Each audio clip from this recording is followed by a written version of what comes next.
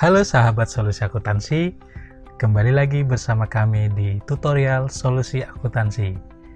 Nah, bagi sahabat yang belum subscribe channel solusi akuntansi, jangan lupa untuk subscribe dulu. Jika sebelumnya saya sudah membahas mengenai modul transaksi di pembelian dan modul transaksi di penjualan, untuk video tutorial kali ini saya akan menjelaskan mengenai modul yang ada di dalam modul buku besar di software isi accounting system. Langsung saja masuk ke modul buku besar. Di dalam modul buku besar ini nanti ada 5 modul lagi yang terdapat di dalamnya. Pertama ada jurnal umum, ya. Lalu juga ada reconcile bank, lalu ada buku bank, lalu ada pembayaran lainnya dan penerimaan lainnya. Oke, jadi saya akan menjelaskan masing-masing kegunaan dari modul tersebut. Pertama di sini ada namanya modul jurnal umum. Nah, jadi di modul jurnal umum ini adalah transaksi-transaksi jurnal yang di luar dari transaksi pembelian dan penjualan, ya, karena kalau di software isi accounting system ini untuk penjurnalan di transaksi pembelian dan penjualan itu sudah otomatis dari sistem. Jadi sahabat semua tidak perlu jurnal manual lagi menggunakan modul jurnal umum seperti itu, ya. Jadi modul jurnal umum ini digunakan ketika ada transaksi jurnal-jurnal atau adjustment jurnal di luar dari transaksi pembelian dan penjualan seperti itu. Jadi ini juga bisa melakukan transaksi kayak pengeluaran-pengeluaran operasional atau biaya-biaya yang nanti bisa dicatat di jurnal, itu nanti bisa menggunakan modul jurnal umum ini. Yang pertama, pastikan sahabat sudah mempunyai namanya daftar akun, ya. Jadi fungsi daftar akun ini adalah akun-akun yang ada di dalam isi accounting system ini, gitu ya. Oke, jadi kalau sahabat semua sudah mempunyai daftar akun ini, sahabat semua sudah bisa melakukan transaksi di jurnal umum, gitu. Jadi saya akan melakukan contoh transaksi untuk bayar listrik, gitu. Nah, misalkan di sini ada akun biaya listrik. Nah, kita masukkan debitnya. Total biayanya itu berapa? Misalkan nilai biayanya adalah 1 juta.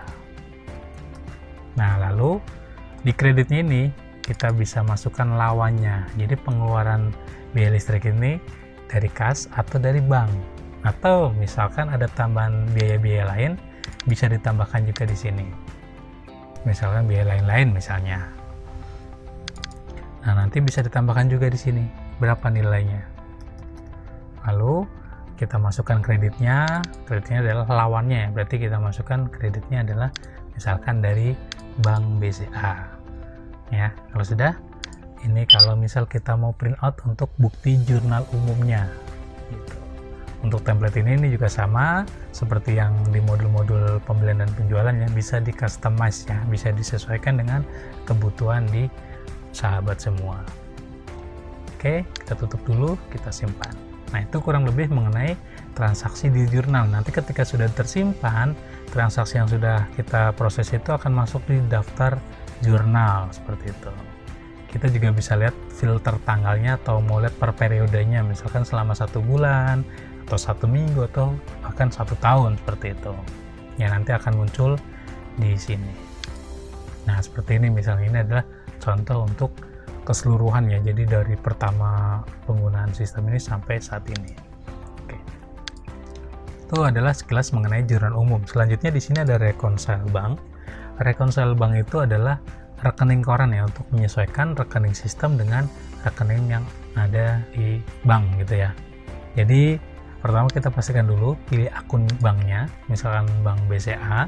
Nanti sahabat tinggal masukkan saja saldo rekening saat ini ada berapa, misalkan 500 juta. Nanti kita tinggal cek saja sesuai tidak dengan transaksi yang ada di rekening koran. Kita bisa checklist kalau memang transaksinya sesuai, kita checklist semua transaksinya, ya, misalkan cocok semua, gitu ya. Jadi ketika tidak ada histori di rekening koran dan di sistem belum ada, berarti ada kesalahan atau lupa input. Nanti jika ada selisih itu, kita bisa melakukan transaksi penyelesaiannya melalui modul jurnal umum yang ada di menu di sini, ya. Oke, nah itu kurang lebih mengenai untuk reconcile bank. Selanjutnya di sini ada namanya buku bank, ya. Buku bank itu adalah histori keluar masuknya uang. Jadi ketika sahabat sudah melakukan transaksi pengeluaran, nanti akan tercatat di sistem ya, atau di buku banknya.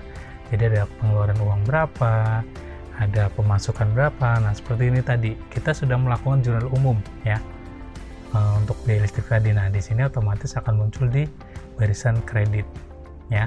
Lalu nanti akan tampil juga di sini adalah saldo akhirnya setelah dipotong dari nilai tersebut. Nanti ketika ada transaksi masuk, uang masuk misalnya, lalu nanti akan tercatat di debit ya.